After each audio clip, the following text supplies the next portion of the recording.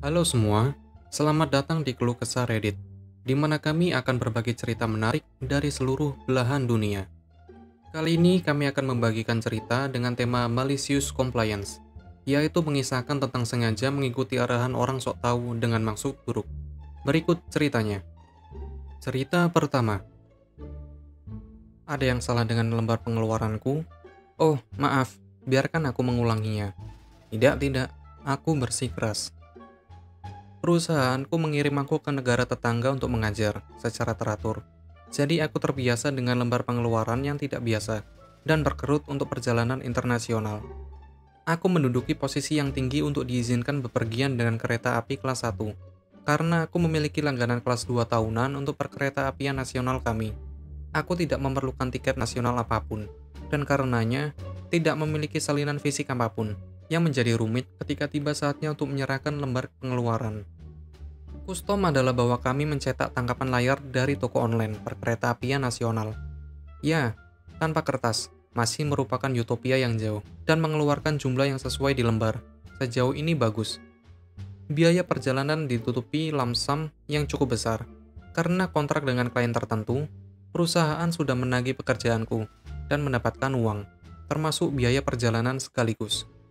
Aku menyerahkan lembar pengeluaranku tepat waktu dengan salinan dari tiket internasional yang bertuliskan kampung halaman Maheo ke kota fasilitas klien. Tiket kelas 1 kembali, termasuk peningkatan kelas 1 diskon internasional karena berlangganan. Jadi aku hanya mengambil biaya tiket, menambahkannya ke hotel, dan biaya makanan dan mengirimkannya. 2 bulan yang lalu, tidak ingin melakukan pekerjaan sibuk yang tidak berguna. Aku diberitahu kemarin bahwa itu ditolak oleh Departemen Keuangan perusahaan kami, karena tiket tidak dimulai di kantor perusahaan kota. Utusan itu sangat menyesal, dan menawarkan untuk mendesak dan mengirim ulang atas namaku. Aku bilang tolong jangan, aku akan mengiriminya sendiri. Isyarat malicious compliance. Jadi, pada waktu perusahaan yang tidak dapat ditagih, aku mencetak tiket pulang pergi dan peningkatan kelas 1 dari kantor perusahaan kota ke kota perbatasan, dan menempelkan lembaran tambahan ke sisa tanda terima. Sekala dikurangi upgrade kelas 1 Maheo Hometown ke Border City yang sudah diperhitungkan, seluruh lembar pengeluaran keluar 10% lebih tinggi untuk diriku. Dan manajer Departemen Keuangan perusahaan kami dan Direksi Keuangan Pusat dapat meninjau ulang lembar pengeluaranku. Cerita kedua. Kamu tidak diperbolehkan untuk membantu rekan kerja. Oke, tidak masalah. Jadi aku memulai pekerjaan baru sekitar 2 tahun yang lalu, dan akhirnya menemukan pekerjaan yang secara alami aku kuasai yang luar biasa, karena kinerjaku sangat baik, tidak ada tindakan disipliner, dan bahkan mendapatkan beberapa penghargaan. Jadi aku mulai membantu rekan kerja ketika mereka sedang berjuang, dan terutama membantu para pemula yang baru saja menyelesaikan pelatihan, yang merupakan pelatihan generik sampah selama 3 minggu, yang secara harfiah tidak ada hubungannya dengan sektor kami. Dan kami benar-benar disuruh melupakan semua yang kami pelajari, karena itu tidak berlaku untuk kami. Jadi tentu saja para pemula banyak berjuang di awal, dan itu tank kinerja untuk seluruh tim. Jadi aku ingin menjadi pemain tim yang baik sekarang, karena aku akhirnya merasa tahu apa yang aku lakukan. Ternyata itu adalah kesalahanku. Setelah 3 bulan membantu tim, aku dipanggil ke pertemuan dengan pelatih kami untuk membahas perilakuku. Aku diberitahu bahwa aku tidak diizinkan untuk membantu rekan kerjaku, karena aku tidak terlatih di bidang itu, dan hanya atasan yang seharusnya menjawab pertanyaan dan membuat keputusan dalam pekerjaan kami. Yang akan baik-baik saja, dan dapat dimengerti jika pelatih tersedia untuk seluruh shift 8 jam untuk menjawab pertanyaan dan membantu orang, yang sebenarnya tidak sama sekali. Aku menunjukkan ini bersama dengan beberapa statistik, bahwa sejak aku mulai membantu menjawab pertanyaan, kinerja kami meningkat setiap bulan, dan ini membantu para pemula merasa disambut, karena mereka memiliki atasan yang tidak dapat mengajukan pertanyaan bodoh juga tanpa khawatir. Kesalahan lain di pihakku, pelatih kami benar-benar sangat marah, dan pada dasarnya aku diberitahu bahwa inilah yang terjadi.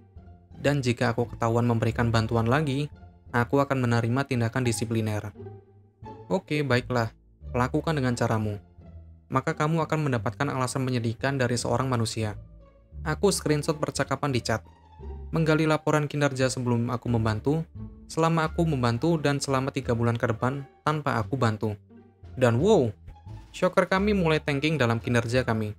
Terkesima bagaimana ini bisa terjadi.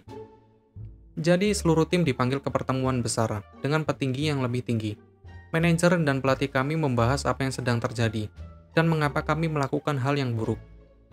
Aku membiarkan orang berbicara dan mengatakan bagian mereka.